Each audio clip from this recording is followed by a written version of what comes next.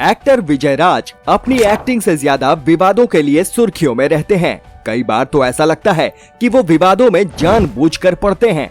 जिस तरह के विवाद उनके साथ जुड़े हुए हैं, उनसे ये बात तो तय है कि कहीं न कहीं उनमें अहंकार घर कर गया है। वो घमंड में चूर हैं और यही घमंड उनके करियर पर भारी पड़ रहा है। उनसे जुड़े विवाद पहले ही उनका बहुत नुकसान कर चुके हैं, लेकिन ऐसा लगता है कि अभी भी विजय राज कुछ समझने को तैयार नहीं है। सन ऑफ सरदार 2 से वो जिस तरह बाहर किए गए, उससे उनकी इमेज और खराब ही हुई है। ऐसा नहीं है कि वो खराब एक्टर हैं, उनकी एक्टिंग का तो हर कोई दीवाना है। कॉमिक टाइमिंग लाजवाब है। इस मुकाम तक पहुंचने के लिए विजय राज ने कड़ी मेहनत और तपस्या की है, लेकिन एक सफल एक्टर बनने के लिए इतना ही काफी नहीं है। सफलता को बनाए रखना सफलता पाने से कहीं ज्यादा मुश्किल है। इतिहास गवाह है कि घमंड ने अच्छों को जमीन पर पटका है। आखिर विजय राज को क्यों फिल्मों से बाहर किया गया और क्यों जेल तक जाना पड़ा? आज के इस वीडियो में हम बात करेंगे विजय राज के संघर्ष की और उनसे जुड़े तमाम विवादों की। वीडियो काफी इंटरेस्टिंग होने वाली है, तो जुड़े रहिए हमारे साथ इस वीडियो के आखिर तक। विजय राज का जन्म 5 जून 1963 को दिल्ली में एक मध्यम वर्गीय परिवार में हुआ। कॉलेज के दिनों में ही एक थिएटर ग्रुप से जुड़ गए, लेकिन थिएटर से लेकर फिल्मों तक का सफर बेहद मुश्किल रहा। मुश्किलें तमाम आई, लेकिन उन्होंने हिम्मत नहीं हारी। नवाजुद्दीन सिद्दीकी ने अपनी बायोग्राफी में अपने संघर्ष के दिनों के बारे में बताया था। असल में वो और विजय राज एनएसडी में रूममेट थे। उन्होंने बताया कि विजय और उनकी माली हालत इस कदर खराब थी कि कई बार तो खाने तक के पैसे नहीं हुआ करते थे। नाश्ते से लेकर लंच और डिनर तक सिर्फ पार्ले जी बिस्किट ही उनका सहारा हुआ करता था, लेकिन वो डटे रहे। एक बार जब वो थिएटर कर रहे थे, तब वहाँ नसीरुद्दीन शाह भी मौजूद थे। उन्हें विजय राज की एक्टिंग बहुत पसंद आई। उन्होंने विजय को मुंबई आने का न्योता दे दिया। विजय राज भी एक्टर बनने का ख्वाब लिए मुंबई जा पहुँचे। बात साल 1999 की है। नसीरुद्दीन उस समय एक फिल्म भोपाल एक्सप्रेस कर रहे थे। उन्होंने ही इस फिल्म में एक रोल के लिए विजय राज का नाम रिकमेंड किया था और इस तरह विजय राज को अपनी पहली फिल्म मिल गई। इसके बाद साल 2000 में फिल्म जंगल से वो लोगों की नजरों में आ गए। फिल्म रन में उन्होंने अपनी कॉमेडी का ऐसा जादू बिखेरा कि वो फिल्म के लीड एक्टर तक पर भारी पड़ गए। दरअसल हम 5 रुपए वाला चिकन बिरयानी खाए थे। 5 रुपए वाला चिकन बिरयानी? भैया वो कौवा बिरयानी है। अब खाइएगा कौवा बिरयानी तो मोहम्मद रफी जैसा आवाज थोड़ा ही आएगा। कौवा बिरयानी? वो एक्टिंग के हर फन में माहिर हैं। फिल्म दर फिल्म वो कामयाबी की सीढ़ियां चढ़ते गए, लेकिन समस्या तब शुरू हुई जब कामयाबी उनके सिर पर चढ़ने लगी।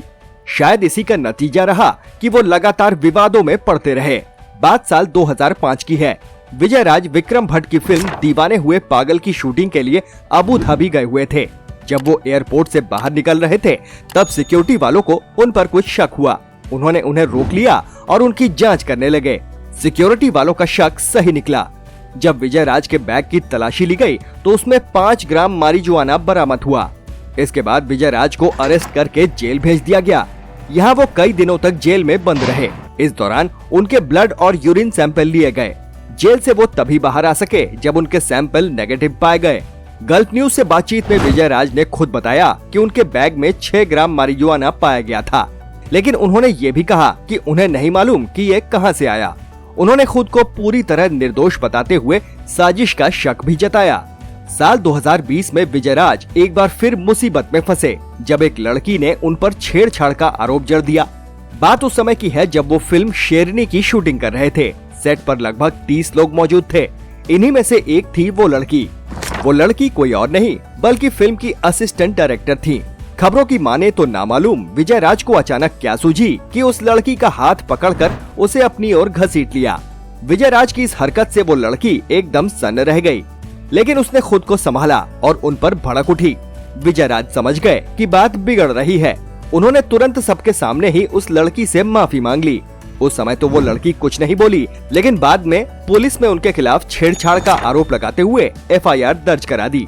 हालांकि कुछ खबरों में बताया गया कि विजय राज ने उस लड़की से होटल के कमरे में जबरदस्ती करने की कोशिश की थी।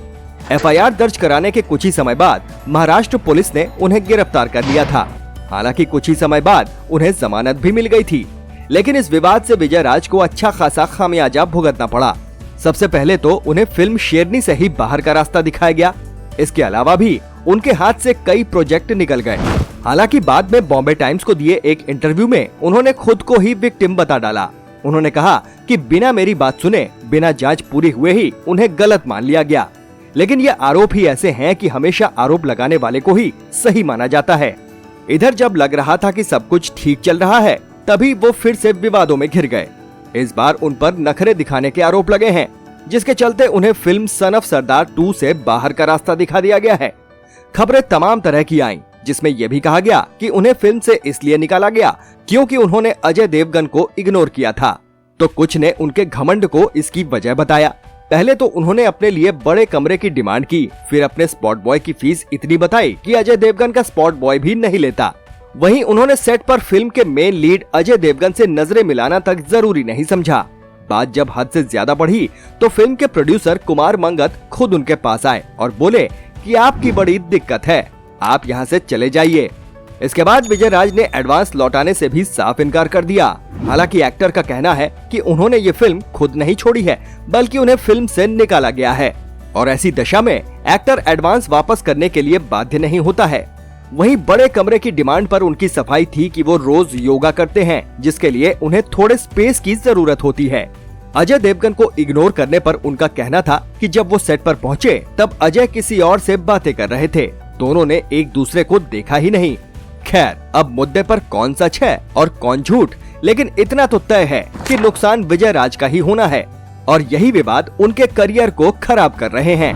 इसमें कोई दो राय नहीं कि आज वो एक कामयाब एक्टर की लिस्ट में शुमार हैं।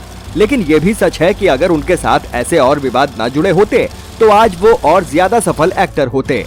आपकी नजर में इन विवादों का जिम्मेदार कौन है? कमेंट बॉक्स में जरूर लिखें। वीडियो पसंद आया हो तो प्लीज इसे लाइक करें और ज्यादा से ज्यादा शेयर भी करें। चैनल पर नए हैं तो सब्सक्राइब करें और नोटिफिकेशन बेल जरूर दबा दें। फिर मिलेंगे एक नए वीडियो के साथ। नमस्कार।